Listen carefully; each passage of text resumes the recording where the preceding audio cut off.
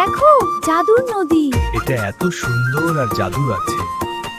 এক গভীর জঙ্গলে, যেখানে সূর্যের আলো পৌঁছাতে ভয় পেত, সেখানে ছিল এক অদ্ভুত বনফুল। তার পাপড়িগুলো রাতের কারার মতো জ্বলত, আর প্রতিটি পাপড়িতে লুকিয়েছিল এক একটা ছোট্ট গল্প। এই ফুলকে সবাই বলতো নক্ষত্রকুসুম। একদিন এক ছোট্ট খরগোশ, যার নাম ছিল রুমি, সে তার বন্ধুদের থেকে হারিয়ে গিয়েছিল।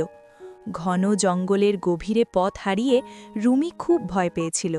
সে কাঁদছিল, আর তার চোখের জল নক্ষত্রকুসুমের উপর পড়তেই এক জাদুর মতো ঘটনা ঘটল। ফুলের একটি পাপড়ি থেকে নরম আলোর ঝলকানি বেরিয়ে এলো, আর সেই আলোতে রুমি দেখতে পেল এক অচেনা পথ।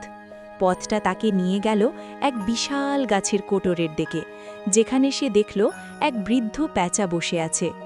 প্যাঁচাটা রুমিকে দেখে বলল, ভয় পেও না ছোট্ট বন্ধু, এই নক্ষত্রকুসুমের জাদুতে তুমি এখানে এসেছ। এই পথটা শুধু তাদের জন্যই খোলে যারা মন থেকে খুব সরল আর সৎ। রুমি তার সব কথা প্যাঁচাকে বলল। প্যাঁচা তার কথা শুনে মাথা নাড়ল, আর তারপর তাকে বলল, এই জঙ্গলের গভীরে একটা নদী আছে, যার জল পান করলে সব ভয় দূর হয়ে যায়, কিন্তু সেই নদী খুঁজে পাওয়া খুব কঠিন। রুমি কিন্তু ভয় পেল না, তার মনে সাহস চলে এসেছিল নক্ষত্রকুসুমের জাদুর কারণে। সে প্যাঁচার দেখানো পথ ধরে নদীর দিকে চলল। পথে তার দেখা হলো এক চঞ্চল হরিণ আর এক শান্ত ভালুকের সাথে। রুমি তাদের নক্ষত্রকুসুমের কথা বলল, আর কিভাবে সে পথ খুঁজে পেয়েছে। হরিণ আর ভালুক রুমির সরলতা আর সাহসে মুগ্ধ হয়ে তাকে নদীর পথে সাহায্য করল। অবশেষে তারা সেই নদীতে পৌঁছাল। নদীর জল ছিল স্ফটিকের মতো স্বচ্ছ, আর তার থেকে অদ্ভুত একটা মিষ্টি গন্ধ আসছিল। রুমি সে জল পান করতেই তার মন থেকে সব ভয় একদম উধাও হয়ে গেল।